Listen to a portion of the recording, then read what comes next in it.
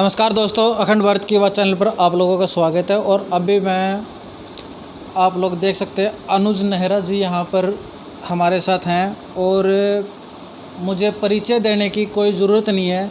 हरियाणा के अंदर number 1 rank UP public civil services में आया है। तो सबसे पहले हम जो अनुज नेहरा जी हैं उनका हम अपने चैनल पे स्वागत करते हैं। नमस्कार ma'am. Thank you so much. Aunty ji नमस्ते। नमस्ते। आंटी जी, जैसे अभी आपकी लड़की ने पूरे हरियाणा में नाम कराया है, तो क्या कहना चाहो सबसे पहले? बस क्या कहना चाहो, बहुत खुश है, मेहनत करी है उसकी, सफल हुई है। और क्या कहना। आंटी जी, जो कर गाँव में क्या हुआ है, लड़कियां ना कम पढ़ा हुआ है, ज़्यादा 10 में करा दे, ज़्यादा 12 में करा दें। अब तो थोड़ा सा लेवल थोड़ा सुधर रहा है कि कॉलेज में भेजने लग चुके हैं। तो आपके टाइम पर क्या कुछ पाबंदियाँ थी? हमारे टाइम पर तो ठीक है, बस जो पढ़ रहे थे वो तो पढ़ ही रहे थे। कोई जो समय चला गया वो ठीक चला गया, जो चल रहा है वो भी सही चल रहा है। हाँ, सही चल रहा है, अच्छा है। कोई मतलब पहले भी नहीं थे हमारे तो घर में कहीं रोक टोक कुछ भी लड़कियों के लिए। और अब भी नहीं। अंकल जी जैसे आर्मी से रिटायर्ड हैं, हाँ। तो बच्चों के पढ़ाई में कितना उनका सहयोग मिला? बस सहयोग तो पूरा ही है। पूरा ही है। हाँ, बच्चों के लिए कभी किसी चीज़ के लिए, पढ़ाई के लिए कोई मनाही नहीं। अच्छा, तो अभी हम अनुज नेहरा जी से बात कर रहे थे। मैम, जैसे आपने अपना जर्नी स्टार्ट की, स्टडी जर्नी, क्या कुछ क्वालिफ़िकेशन वगैरह की हुई है, थोड़ा सा बताएं। मेरी स्कूलिंग केंद्रीय विद्यालय NFL पानीपत से ही हुई थी, इंग्लिश मीडियम में। उसके बाद मैंने graduation chemistry honours Hansraj college Delhi university से किया था। ग्रेजुएशन के 1 साल बाद मैंने फिर UPSC की प्रिपरेशन स्टार्ट की थी। UPSC में मैंने अपने अटेम्प्ट्स दिए इनिशियली, बट वहाँ मैं इंटरव्यू तक नहीं पहुँच पाई थी। फिर UP PCS 2018 मेरा यूपी में पहला अटेम्प्ट था, और उसमें 2018 में उसका प्री हुआ था, 2019 में उसका मेंस, और 2020 में उसका इंटरव्यू हुआ था, जिसमें मेरी रैंक 1 आई है। रैंक 1 आई है। तो सबसे पहली बात, जब आपने रिज़ल्ट देखा तो कैसा महसूस करा? मतलब प्राउड तो महसूस होगा, वो तो डेफिनेटली है। मतलब आपको था कि आपकी फर्स्ट रैंक आएगी, क्योंकि आदमी कुछ ना कुछ अपना मन में लेके चलता है कि भाई मेरी ये यहाँ तक मैं अचीव करूँगा, यहाँ तक मैं अचीव करूँगा। एक्चुअली एक्सपेक्टेशंस थी कि कुछ अच्छा होगा, अच्छी रैंक आएगी, विद इन DC आ जाए, ऐसा हमेशा सोचते ही हैं। एग्ज़ाम उसी हिसाब से गए थे, इंटरव्यू भी सेटिस्फैक्ट्री था मेरा, बट रैंक 1 की तो मैंने एक्सपेक्टेशंस नहीं रखी थी। मतलब अच्छा था कि आ जाए, विद इन 50 आ जाए, विद इन 100 आ जाए, बस DC की पोस्ट मिल जाए, उतना एक्सपेक्टेड था। बट रैंक 1 तो बियॉन्ड एक्सपेक्टेशंस था। ये मेरे लिए भी बहुत बड़ा सरप्राइज़ था। ऑल्दो मेहनत मैंने ऐसा नहीं है सिर्फ 1 साल की है, 2 साल की है, मैं पिछले 5 साल से इसी चीज़ की प्रिपरेशन कर रही हूँ। बट स्टिल रैंक 1 सोचना थोड़ा सा लगता था कि पता नहीं उस लेवल के एग्ज़ाम्स हुए हैं या नहीं हुए हैं। जब रिज़ल्ट आया तो मैंने रिज़ल्ट अपना खुद से नहीं देखा था, मेरे फ्रेंड ने देखा था, उसने मुझे कॉल करके बताया, तो मुझे बहुत अच्छा लगा। और एक बार तो विश्वास नहीं हुआ, मैंने उसको रीचेक करने को बोला कि तुम मेरा रोल नंबर चेक करो, मेरा नाम दोबारा चेक करो। फिर मैंने खुद से उसको डाउनलोड करके मैंने देखा, तो मुझे बहुत, जब आपने अपना रिजल्ट देखा, एक्सप्रेशन कैसे थे? बहुत अच्छा लगता है। एकदम से देखते हैं तो थोड़ा उसको 1-2 बार क्रॉस चेक किया, शिवरिंग थी थोड़ी सी बॉडी में। फिर मैं भाग के मम्मी के पास गई, थोड़ा एकदम से खुशी से बहुत सारा मतलब आंसू आते हैं, बहुत खुशी हुई थी। बट उसको एक्सप्रेस शायद वर्ड्स में नहीं कर सकते हम, बट सामने दिखता है तो बहुत अच्छी वाली फीलिंग होती है। आप अपने लाइफ में आइडली किसे मानते हैं? अगर पढ़ाई के लिए देखें तो मेरे लिए मेरे भैया मेरी बहुत बड़ी मोटिवेशन रहे हैं। वो सर्जन हैं PGI-MS रोहतक में। तो उनको मैंने पढ़ते हुए देखा है, हर सिचुएशन में मैंने उनको पढ़ते हुए देखा है। तो मेरे सबसे बड़े आइडियल पढ़ाई के लिए तो वो थे। बाकी इमोशनल टच के लिए मैं हमेशा मम्मी से कनेक्टेड थी। मैं छोटी से छोटी चीज़ें उनके साथ शेयर करती थी, हर इमोशन को मैंने उनके साथ शेयर किया है। और मैंने अपना डिसिप्लिन जो था, सुबह उठना जल्दी, टाइम से, अपना जो पंक्चुअलिटी एक लाइफ में होती है, जो कि मेरे पापा जो है एक सर्विसमैन हैं, तो उनकी बड़ी डिसिप्लिन पर्सनालिटी थी, तो वहाँ से मुझे डिसिप्लिन आया। तो मेरी तीनों फैमिली मेम्बर्स ने बहुत कंट्रीब्यूट किया है। अब जैसे आपकी ड्यूटीज़ होंगी, मतलब पूरे डिस्ट्रिक्ट को आप एक जिम्मेदार वहाँ पे अपनी पोस्ट देंगी, तो आप अपने आप को किस तरीके से अपने प्रिपेयर रखते हैं, किस तरीके से आप हैंडल करेंगे? मुझे लगता है कि जो भी मुझे ड्यूटीज़ दी जाएंगी, जो हमें ट्रेनिंग में सिखाया जाएगा, उसको मैं ग्राउंड लेवल पे इम्प्लीमेंट करने की पूरी कोशिश करूँगी। जो चीज़ें हम देखते हैं कि क्यों चीज़ें कंप्लीट नहीं हो पाती हैं, ग्राउंड लेवल तक क्यों नहीं जा रही हैं, उसमें क्या प्रॉब्लम कहाँ है, इनएफिशिएंसीज़ कहाँ पे हैं, क्या गवर्नमेंट की ऐसी मशीनरी में प्रॉब्लम्स हैं, जो कि हमारा काम इम्प्लीमेंटेशन का होगा तो मैं वो पूरा इंश्योर करूँगी कि उसमें मैं पूरा कंट्रीब्यूट कर पाऊँ। उसको थोड़ा बहुत अगर मैं अपने लेवल पे कुछ कंट्रीब्यूट कर सकती हूँ, उसको बहुत ईमानदारी से और उसको ग्राउंड लेवल तक ले जाकर मैं इम्प्लीमेंट करने की कोशिश करूँगी। कम्युनिटी पार्टिसिपेशन मेरा मेन एजेंडा रहेगा, जिसमें लोगों को लगे कि काम उनके हित में हो रहा है और उनको इन्वॉल्व किया जाए। मैम, मैं एक यूपी की नहीं, एक हरियाणा की नहीं, मैं ऑल ओवर इंडिया की बात करता हूँ। करप्शन इतना हाई लेवल तक पहुँचा है कि एक आम इंसान सिस्टम पर विश्वास नहीं करता है। तो आप अपने अब आप एक सिस्टम का जिम्मेदार ड्यूटी देंगे आप वहाँ पे, तो आप किस तरीके से आप इन चीज़ों को 100% तो नहीं कर पाएंगे, लेकिन 100% करने की कोशिश ज़रूर करेंगे। तो आप किस तरीके से करेंगे? इंडिविजुअल लेवल पे इंसान अपने लिए काम कर सकता है, बट उसके साथ साथ अगर आपके पास कोई अथॉरिटी होती है, कोई अथॉरिटी आपके हाथ में होती है, तो आपको लोग थोड़ा सा आपको एक्नॉलेजमेंट मिलती है सोसाइटी में, आपके एक्शंस को वॉच किया जाता है। तो अब अगर मेरे पास अथॉरिटी होगी थोड़ी सी, तो मैं अपने लेवल पे अगर सही रहूँगी, ईमानदारी से काम करूँगी, डेफिनेटली मैं अपने डिपार्टमेंट में अगर ये चीज़ इंश्योर करूँगी कि वहाँ पे करप्शन ब्रीड ना हो, तो उससे बहुत सारे लोगों को फ़ायदा होता है, देखने से कुछ ना कुछ मिलता है। और इन करप्शन को रोकने के 2 तरीके होते हैं, एक स्ट्रिक्ट अप्रोच होता है और एक ईजी अप्रोच होता है। ईजी अप्रोच में हम उसको रिवॉर्ड्स दे सकते हैं, हम उस चीज़ को, जो ईमानदार लोग हैं, हमें उनको मतलब और ज़्यादा प्रेरित करना चाहिए, उनको सामने लाना चाहिए, उनको अवार्ड देना चाहिए, जिससे लोगों को लगे कि अगर ईमानदारी से काम करेंगे तो उनको रिकग्निशन मिलेगी सोसाइटी में। उसके साथ ही जो करप्शन करते हैं उनके लिए बहुत स्ट्रिक्ट पनिशमेंट होनी चाहिए, उनको शेम करना चाहिए सामने लाकर, ताकि लोग ऐसा काम करने से डरें। तो दोनों एंड्स पे मैं अपना पूरा सहयोग देने की कोशिश करूँगी। जैसे हम पब्लिक के बीच में रहते हैं, हम देखते हैं कि या तो सिस्टम का, करप्शन सिस्टम का हिस्सा बन जाओ, या फिर आपके तबादले होते रहते हैं।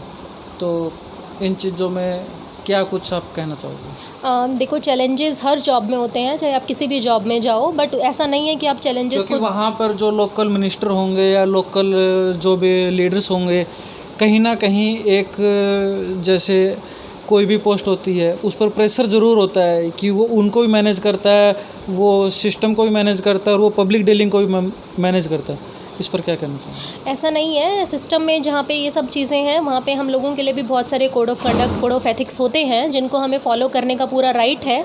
और उसमें अगर हमारे साथ कुछ गलत होता है तो हम उसके अगेंस्ट एक्शन भी ले सकते हैं।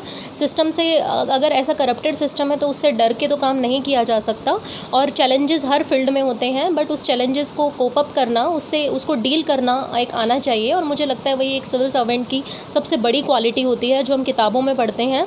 तो उससे डर कर तो नहीं रहा जाता। हाँ, उसको चेंज एक अकेला इंसान नहीं कर सकता, बट उसमें थोड़ा सा सिचुएशन में थोड़ा सा चेंज लाया जा सकता है। पूरे सिस्टम को बदलना मुश्किल है, लेकिन हाँ, अपने सहयोग से उसमें थोड़ा सा चेंज लाने की कोशिश की जा सकती है। जितना हमसे पॉसिबल हो सकता है हम उतना उस चीज़ में काम करेंगे और उसको पॉजिटिव की तरफ लेके जाएंगे। हाँ जी।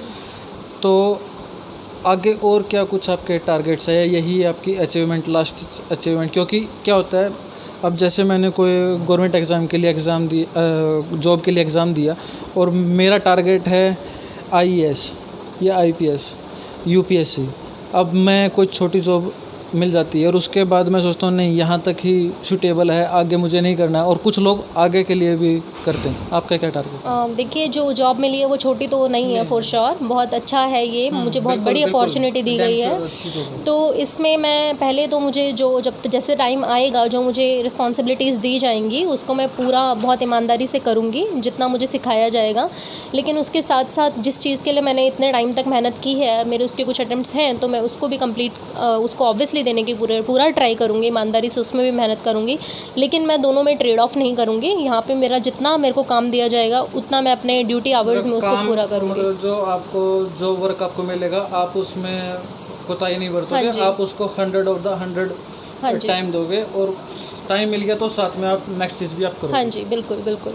तो मैम, हमारी विशेज़ हैं हमारे चैनल की तरफ से आप बहुत आगे तक जाएं, और जो आपको जॉब अभी आपको मिली है, ये जॉब बहुत कम लोगों को मिलती है, और मेरी इच्छा है अपने चैनल के माध्यम से कि करप्शन, मैं तो चाहता हूं कि इस देश में करप्शन मिट जाए। वैसे पॉसिबल नहीं है क्योंकि खून के अंदर करप्शन बैठ चुका है हर आदमी के अंदर। यदि मेरा काम सीधे हाथ से नहीं हो रहा है तो मैं उसको सोचूंगा कि भाई किसी न किसी पर्सन को लेके मैं गलत तरीके से वो काम करूं, लेकिन करप्शन का लेवल कम होना चाहिए, तभी हम इंसानियत ऊपर रहेगी, करप्शन नीचे जाएगा। हाँ जी, बिल्कुल। तो आप क्या मैसेज देना चाहेंगे हमारे चैनल के माध्यम से? मेरा मैसेज बस यही है कि आप जिस भी सिचुएशन में हैं, आप जॉब कर रहे हैं तो आप उसको बहुत ईमानदारी से कीजिए। अगर आप स्टूडेंट हैं, आप पढ़ रहे हैं, तो उसमें आपको बहुत ईमानदारी दिखानी चाहिए। जितना आप पढ़ते हैं उसको मल्टीपल टाइम्स रिवीजन कीजिए। और कोई सपना छोटा या बड़ा नहीं होता, कुछ भी ऐसी चीज़ नहीं होती जो आप अचीव नहीं कर सकते। मुझे भी लगता था कि शायद मैं कभी ऑफिसर नहीं बन पाऊँगी, इनिशियली बहुत टफ भी था, बट अगर आप बहुत ईमानदारी से, सच्चाई से आप मेहनत करें तो सब कुछ अचीवेबल है। बस आपको मोटिवेटेड रहना होता है, और इनर मोटिवेशन सबसे बड़ा सोर्स ऑफ इंस्पिरेशन होता है। बाहर का कोई आपको एक दिन तक मोटिवेट कर सकता है, 2 दिन तक, बट अंदर से जो मोटिवेशन आती है वो आपको हमेशा गोइंग फेज़ में रखती है, जो बहुत बहुत ज़्यादा इंपॉर्टेंट है। एक क्वेश्चन था मैम, जैसे भी आपने बात की कि भाई motivate every day every moment रहना होता है। जब आपने 4 अटैम्प्ट यूपीएससी के किए, या ये तो आपका फर्स्ट अटैम्प्ट ही था, उस टाइम पे जब आपका मोटिवेशनल लेवल आपका डाउन होता था तो आपको कौन मोटिवेट करता था? और सबसे ज़्यादा मैं अपनी मम्मी के क्लोज़ हूँ। मैं उनसे छोटी से छोटी बातें शेयर करती हूँ। तो फेलियर्स को एक्सेप्ट करना आपके लिए जितना टफ़ होता है, आपकी फ़ैमिली के लिए भी उतना ही टफ़ होता है। जब पूरा साल आपका निकल जाता है और आपका अटेम्प्ट नहीं होता, तो आपकी एज भी बढ़ती है और साथ साथ आपका गैप भी बढ़ता है। तो उस चीज़ में अगर आपको फैमिली सपोर्ट करे तो सबसे बड़ा सपोर्ट वही होता है। अगर आप अपने पेरेंट्स के मुँह से एक बार सुन लेते हो कि कोई बात नहीं, हो जाएगा, नेक्स्ट ईयर हो जाएगा, तो आपको बहुत बड़ी एक मोटिवेशन मिलती है। उनका भरोसा सबसे ज़्यादा ज़रूरी होता है, जिसमें शायद आप अपने आप को कहीं देख पाते हो। तो मेरे लिए उस टाइम पे सबसे ज़्यादा मेरे पेरेंट्स मुझे मोटिवेट करते थे उस चीज़ के लिए। और बाकी मुझे पोइट्री राइटिंग का थोड़ा शौक़ है, जिससे मैं अपने इमोशंस को थोड़ा पेन डाउन करती थी, तो मुझे थोड़ा रिलैक्स लगता था। तो यही मेरे 2 स्पेशली मैम ये जो इंटरव्यू जो मैं कर रहा हूँ, क्योंकि गाँवों के अंदर आज भी बहुत सारी लड़कियों के ऊपर रूल रेगुलेशन अप्लाई होते हैं, लड़कों के ऊपर होते नहीं है। ये इंटरव्यू इसीलिए है क्योंकि आप एक गर्ल्स और आपने वो अचीवमेंट किया है।